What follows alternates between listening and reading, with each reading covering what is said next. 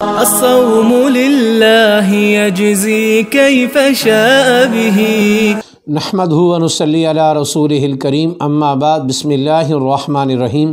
معزز خواتین و حضرات، السلام علیکم ورحمۃ اللہ وبرکاتہ۔ میں آپ کی خدمت میں حاضر ہوں پروگرام سنہری باتوں کے ساتھ، اور آج کی مجلس میں کھانے کے آداب میں سے ایک ادب کو انشاءاللہ آپ کے سامنے بیان کروں گا۔ کھانے کے آداب میں سے ایک یہ کہ انگلیوں کا چاٹنا۔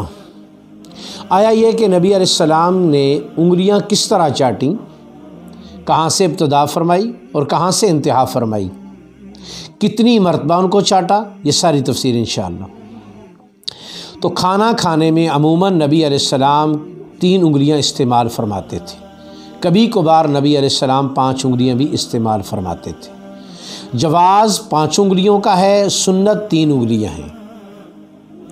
اب جب کھانا 3 انگلیوں کے ساتھ کھایا جائے گا تو ظاہر ہے پھر چاٹی بھی 3 انگلیاں جائیں گی۔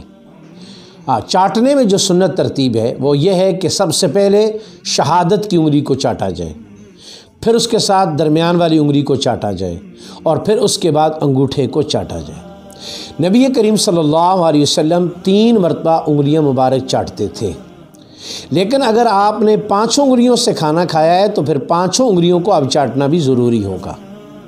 اب اس میں ترتیب یہ ہوگی کہ پہلے جو ہے شہادت کی انگلی، اور پھر اس کے بعد 7 والی انگلی، اور پھر اس کے بعد 7 والی انگلی، اور پھر اس کے بعد 7 والی، اور آخر میں انگوٹھا ہوگا۔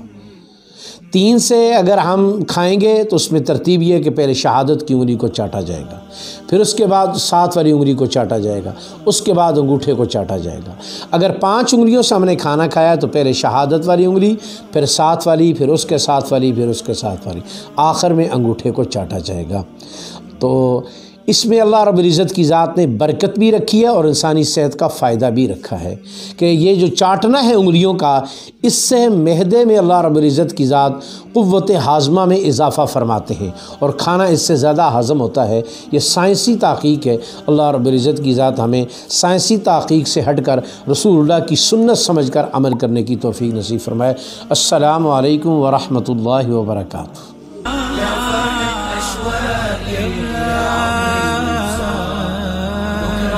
سأل